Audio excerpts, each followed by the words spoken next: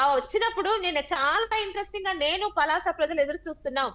ఏ విధంగా దీన్ని వాళ్ళు సపోర్ట్ చేసుకుంటారు, జరిగిన యాక్సిడెంట్ ని ఏ విధంగా తప్పు పడతారో, యాక్సిడెంట్ అయ్యాక అప్పలరాజు కాదు ఇదంతా చేసింది, ఓన్లీ తెలుగుదేశం నాయకులు శిరీష అనే చిన్నపిల్లని ఇరికించిందని ఏ విధంగా వాళ్ళు సపోర్ట్ చేసుకుని అప్పలరాజుకి సపోర్ట్ గా ఈ విషయంలో నిలుస్తారో నిజంగా ఒళ్ళంతా చెవులు చేసుకొని వెయిట్ చేస్తున్నాం.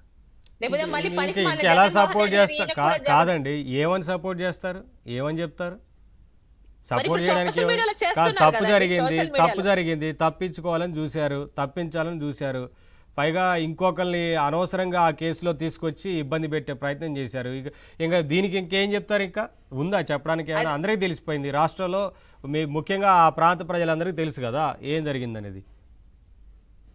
వైసీపీ చరిత్ర చూస్తే అండి, సంజన సుకన్య అన్న అంబటి రాంబాబుకి ఏ విధంగా సపోర్ట్ చేశారో, అలాగే గోరంట్ల మాధవ్ చేసిన 70mm షోకి ఏ విధంగా సపోర్ట్ చేశారో, మరి ఇంకా ఎవరో ఇద్దరు ముగ్గురు ఉన్నారు కదా, వీళ్ళందరికీ కూడా అంటే గంట అరగంట అనే మంత్రి గారికి, అప్పటి మంత్రి గారికి ఎలా సపోర్ట్ చేశారో మీరందరూ చూశారు కదా. సిగ్గు పడకుండా, సిగ్గు లేకుండా మళ్ళీ ఆ పార్టీలో ఉన్న మహిళా నాయకుల్లే సపోర్ట్ చేశారు కదా.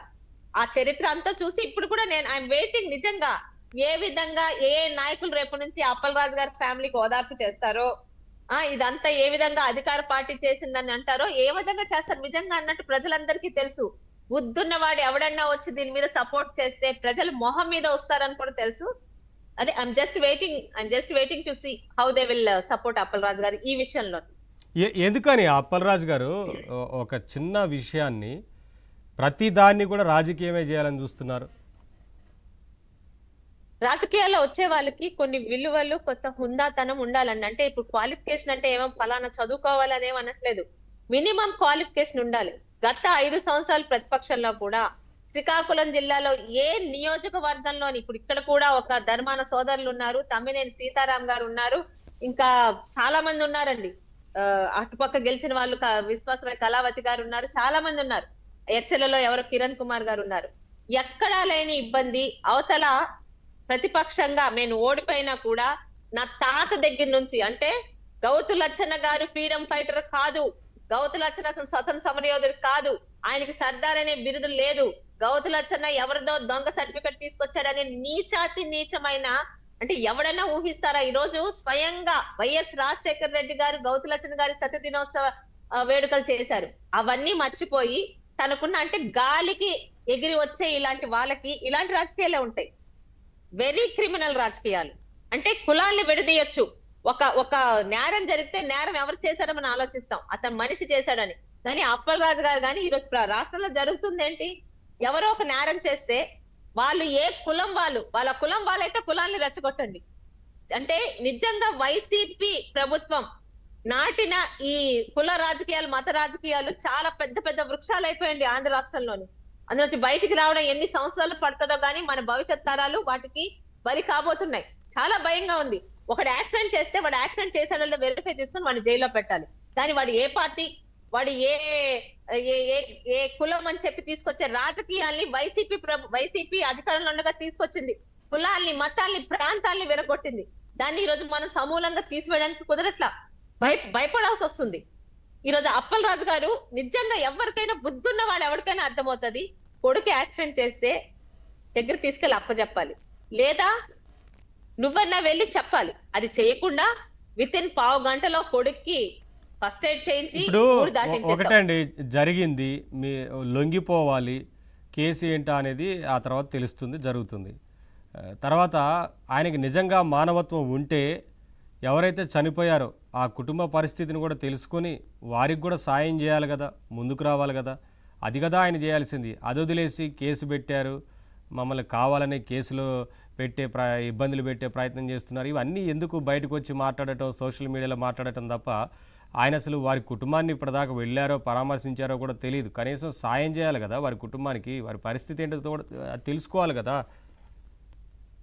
కుటుంబ పరిస్థితి తెలుసుకోలేదు సరి కదా, మధ్యవర్తులతోని ఒక 8.5 లక్షలకి రాజీ చేసుకోవడానికి, అంటే ఎవరినైతే బుక్ చేశాడో సిద్ధార్థ త్యాడి అనే అతన్ని, అంటే ఎంత తెలివిగా 48 గంటల్లో అందరినీ, అయ్యో ఒక యాక్సిడెంట్ జరిగింది, ఫలానా వైసీపీ కౌన్సిల్ కొడుకు చేశాడు, అంతే, అంత అందరినీ భ్రమల్లో ఉంచాడు.